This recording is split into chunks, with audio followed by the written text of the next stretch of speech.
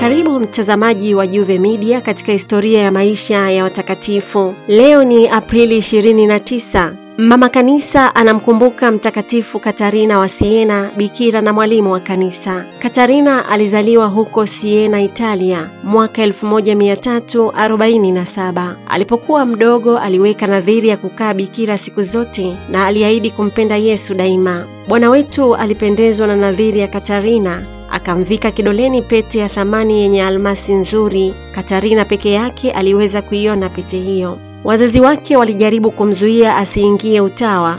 Walimpamba na nguo za umaridadi na marembo ya kike kusudi apendwe na wavulana. Lakini Katarina alichukua mkasi akakatakata nywele zake.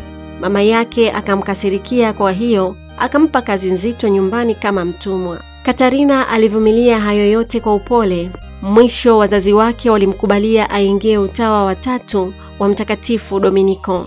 Tangu siku hiyo Katarina alijaliwa na Mungu mapendo yake na uwezo wa kufanya miujiza. Sista mdogo huyo asiye na nguvu alipatanisha miji mizima katika Italia.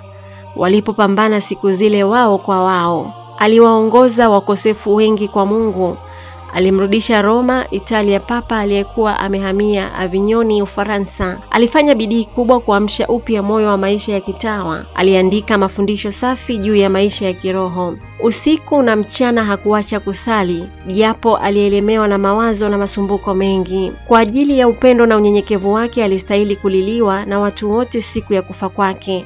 Mwaka 1380 Papa alimtangaza kuwa mtakatifu mwaka 1461 na kuwa mwalimu wa kanisa mwaka 1970. Hiyo ndiyo historia ya maisha ya mtakatifu wa leo, Aprili 29.